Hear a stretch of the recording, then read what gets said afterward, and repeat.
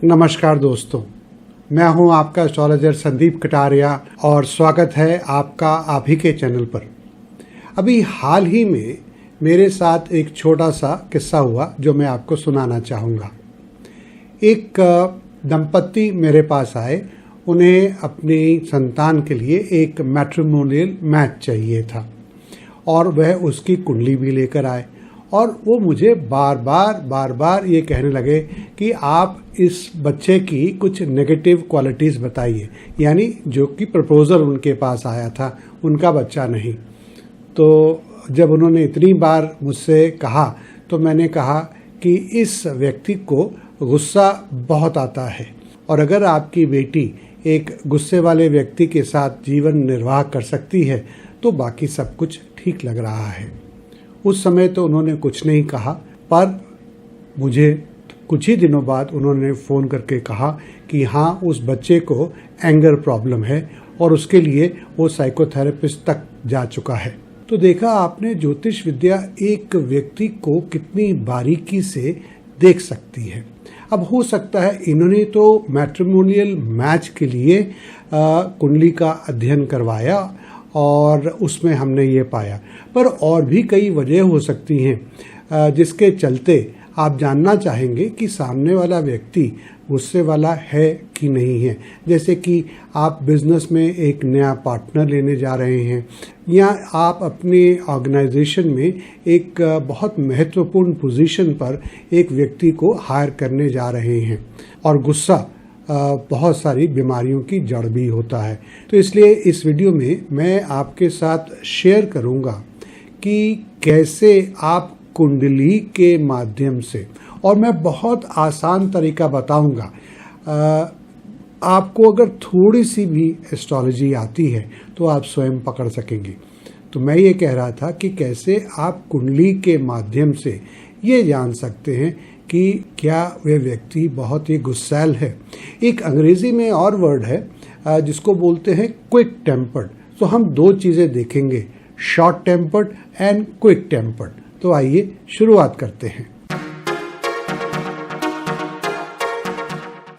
तो सबसे पहले हम देखेंगे कि किस प्लैनेट को हमें जांचना चाहिए। देखिए, वैसे तो पूरी कुंडली का जांचना बनता है, परंतु यहाँ पर मैं कहूँगा कि सबसे पहले कौन सा प्लैनेट देखना चाहिए।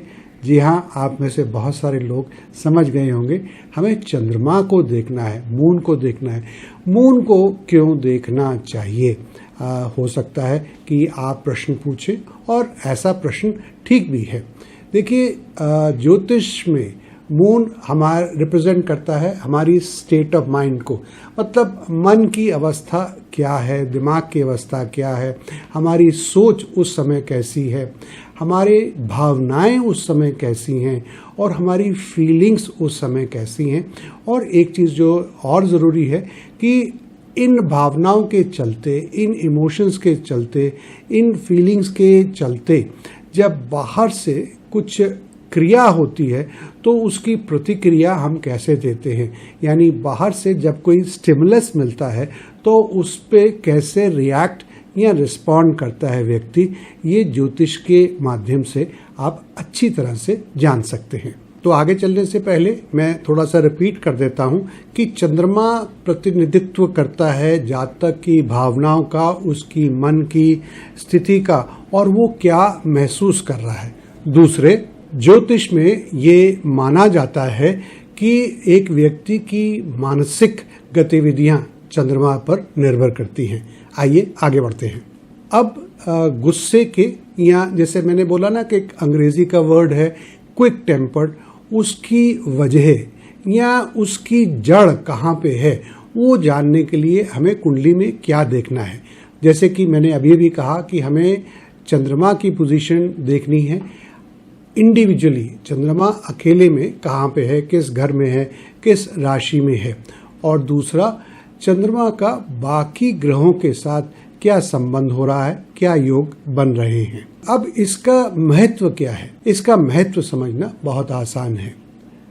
चंद्रमा से ही हम पता लगा सकते हैं कि उस व्यक्ति की जनरली आमतौर पर और उस समय उन दिनों स्टेट ऑफ माइंड क्या है। अगर कुंडली में चंद्रमा मजबूत है तो क्या कहने, क्योंकि व्यक्ति एक स्थिर प्रकृति का होगा, शांत स्वभाव का होगा, बैलेंस्ड होगा। ऐसे व्यक्ति के ऊपर नकारात्मक विचार या भावनाएं जल्दी से अपना असर नहीं दिखा सकती हैं।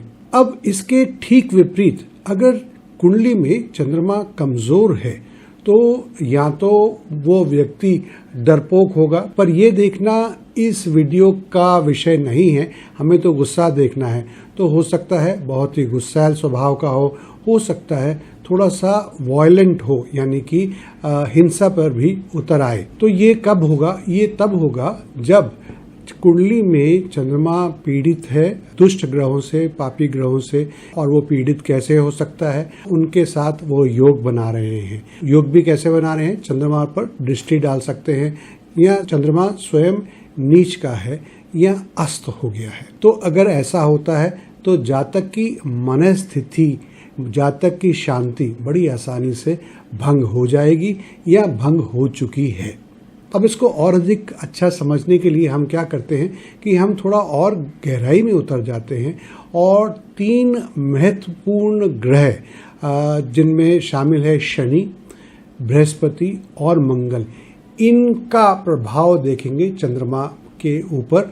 और उसकी वजह से हम देखेंगे कि गुस्सा आता है या नहीं आता है तो कितना आता है, और गुस्सा आने की वजह, मूल कारण क्या है। तो आइए शुरुआत करते हैं शनि से। देखिए, ये हम सब जानते हैं कि शनि देव जो हैं ये अनुशासन प्रिय हैं, ये नियंत्रण देते हैं, ये एक सीमा में रहकर जीना ही कहते हैं। और हाँ, कहीं ना कहीं शनि भाग्य का प्रतिनिधित्व भी करते हैं। ये चीजें आप व्यक्ति के जीवन में शनि के द्वारा देख सकते हैं। अब ऐसे में क्या होता है, अगर शनि की और चंद्रमा की कहीं ना कहीं कोई कॉम्बिनेशन है, कोई युक्ति है, कोई योग बन रहा है, तो ऐसा व्यक्ति साधारणतः तो रहेगा लिमिट के अंदर, अपने गुस्से को काबू रखेगा, अपनी फीलिंग्स को काबू रखेगा। पर जहाँ पर बहुत ज़्यादा दबाव होता है, आप समझते ही हैं, तो वह बम की तरह फट भी सकता है। तो वो हो सकता है कि वो व्यक्ति एक दिन बहुत गुस्से में आ जाए और सारी सीमाओं को तोड़ के वो कुछ गलत करना शुरू कर दे या अपने आप को ही कुछ नुकसान पहुंचा ले। आप समझ रहे हैं ना मैं क्या कह रहा हूँ। एक और संभावना हो सकती है कि जब शनि का बहुत ज़्यादा प्रभाव होता है चंद्रमा के ऊपर, तो व्यक्ति ऑसिलेशन और प्रोक्रेस्टिनेशन की तरफ बढ़ जाता है। आप में से जो लोग नहीं समझते हैं, ऑसिलेशन मतलब इधर जाऊं कि उधर जाऊं, ऐसा करूं कि ऐसा करूं, ये भी ठीक है तो ये भी ठीक है तो करूं क्या। और प्रोक्रेस्टिनेशन का मतलब है टाल देना, कल करेंगे, छोड़ो ना यार, अच्छा परसों कर लेंगे, अच्छा चलो अभी बहुत समय पड़ा है कर लेंगे। इस वीडियो का दूसरा प्लैनेट होगा जुपिटर, यानी कि बृहस्पति। वैसे तो चंद्रमा और बृहस्पति की युक्ति बहुत अच्छी मानी जाती है, इसे गज केसरी योग भी कहते हैं। परंतु अगर बृहस्पति का बहुत ज़्यादा एस्पेक्ट हो, इन्फ्लुएंस हो चंद्रमा के ऊपर, तो व्यक्ति बहुत ज़्यादा महत्वाकांक्षी हो जाता है।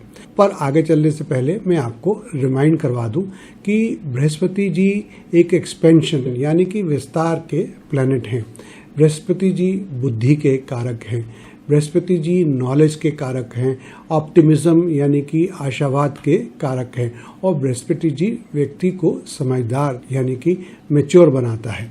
परंतु अगर जिसको कहते हैं ना too much of everything is bad, तो अगर ये कुछ ज़्यादा ही हो जाए तो व्यक्ति बहुत ज़्यादा महत्वाकांक्षी हो जाता है। वो अपने सपनों की दुनिया में रहने लग पड़ता है और जीवन में अपने सपने पूरे करने के लिए ही दौड़ता रहता है, और जो वो पाना चाहता है उसको पाने के लिए उसको कुछ भी रास्ता अपनाना पड़े, सही या गलत, दूसरों के ऊपर रोप या दूसरों के ऊपर बुरा व्यवहार करना, वो सब वो व्यक्ति करेगा। कहने का मतलब है कि व्यक्ति बहुत डिमांडिंग हो जाएगा और कभी कभी वह सनकी भी हो जाएगा। आइए अब आगे बढ़ते हैं और देखते हैं तीसरा ग्रह यानी कि मंगल जब इसकी युक्ति होती है या कंजंक्शन होती है या एस्पेक्ट होता है यानी कि दृष्टि पड़ती है चंद्रमा के ऊपर, तो उसका क्या असर पड़ता है। जैसे कि हम जानते हैं कि मंगल हमें एनर्जी देता है और मंगल हमें एक्शन लेने की प्रेरणा देता है। तभी तो कहते हैं कि अगर स्पोर्ट्स पर्सन बनना है तो आपकी कुंडली में मंगल बहुत अच्छी पोजीशन में होना चाहिए। और कहीं ना कहीं मंगल हमें एग्रेशन भी देता है, यानी कि थोड़ा सा उत्तेजना वाली वर्ड जो है वो मैं इस्तेमाल करना चाहूँगा, वो भी देता है। परंतु इसके ठीक विपरीत अगर मंगल का असर बहुत ज़्यादा है या मंगल की अपनी पोजीशन कुंडली में अच्छी नहीं है तो फिर ये गलत असर भी चंद्रमा के ऊपर डाल सकता है। अगर कुंडली में चंद्रमा और मंगल की पोजीशन दोनों अच्छी हैं तो बहुत ही अच्छा है, क्योंकि यह व्यक्ति को साहस देगा, दृढ़ता देगा और वह व्यक्ति क्विक एक्शन लेगा, जो भी काम करना है कर डालेगा, ये नहीं कि उसको टालता रहेगा।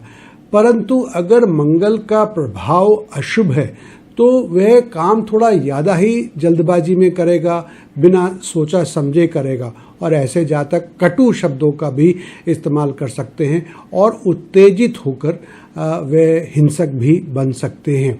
इसके अलावा अगर मंगल दूसरे भाव पर, ये एक और पॉइंट है, अगर मंगल दूसरे भाव पर दृष्टि डालता है, that means if mass aspects the second house, तो जातक की वाणी बहुत खराब हो सकती है, या तो उसकी वाणी में मेडिकल प्रॉब्लम हो सकती है या कठोर कटु शब्द का इस्तेमाल करने की भावना और अधिक बढ़ सकती है। मैं उम्मीद करता हूं कि यहाँ तक आपको समझ में आ गया है, और अगर कहीं कोई बात समझ में नहीं आई है, हालांकि मैंने बहुत ही आसान शब्दों में और धीरे धीरे समझाया है, आप इस वीडियो को दोबारा देख सकते हैं। आइए अब एक एग्जाम्पल लेते हैं और वो होगी एडोल्फ हिटलर की। आप जानते ही हैं एडोल्फ हिटलर कौन थे और वो कैसा उनका व्यक्तित्व था, ये सब कहने की जरूरत नहीं है। दोस्तों, यहाँ पर मैं एक क्षण लूँगा और आपसे दो बातें करना चाहूँगा। पहली बात यह है कि अगर आपको ये वीडियो यहाँ तक अच्छा लगा है तो लाइक करना और चैनल को सब्सक्राइब करना तो बनता ही है। इस वीडियो को दूसरों के साथ भी शेयर करिए सोशल मीडिया पे।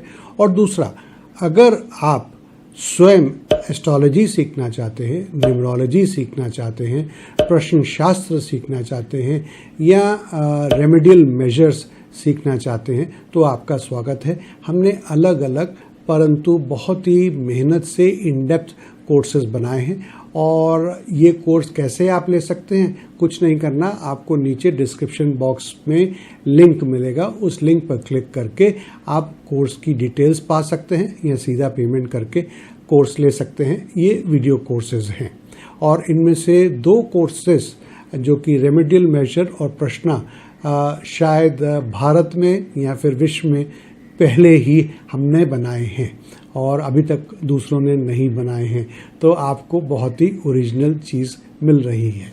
इसका लाभ अनेकों लोग पा चुके हैं, मैं शायद कहूँगा सैकड़ों लोग पा चुके हैं, तो आप क्यों पीछे रहें, आज ही ये कोर्स ले सकते हैं।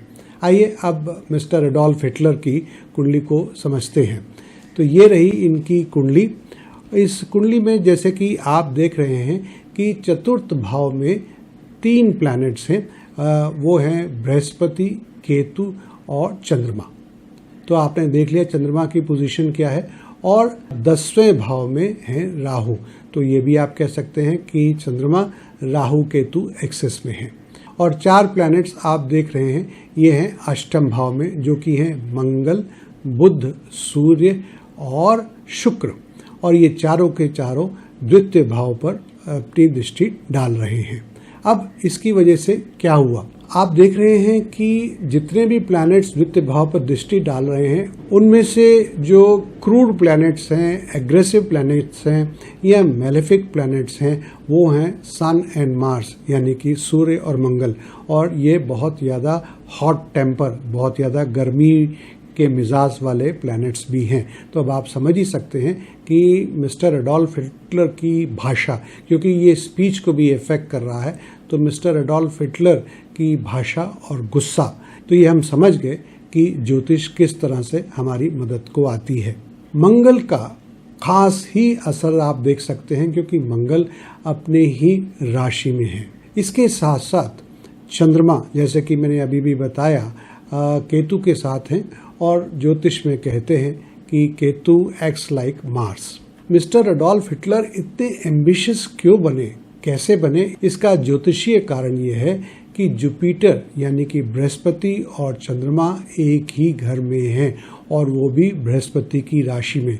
ठीक जिस तरह से मंगल अपनी राशि में है और वहां से द्वितीय भाव पर दृष्टि डाल रहे हैं, ठीक वैसे ही बृहस्पति अपनी ही राशि में है और दशम भाव पर भी दृष्टि डाल रहे हैं। इसका मतलब कि व्यक्ति बहुत बहुत महत्वाकांक्षी हो गया और 10वें भाव पर दृष्टि का मतलब है कि उन्होंने इसको अपना कार्य क्षेत्र बना लिया। इसके साथ साथ अगर कोई कहे कि उनका दिमाग चल गया था या कुछ भी कहे, मेरा ये कमेंट्स नहीं है, वो इसलिए उसको भी हम देख सकते हैं क्योंकि चंद्रमा के ऊपर राहु की दृष्टि है। तो ये सब वजह बनाती हैं मिस्टर एडोल्फ हिटलर को जो उनकी पर्सनालिटी थी। तो दोस्तों, मैं उम्मीद करता हूं कि ये छोटा सा वीडियो आपको बहुत पसंद आया होगा। मिलते हैं एक और नए वीडियो में।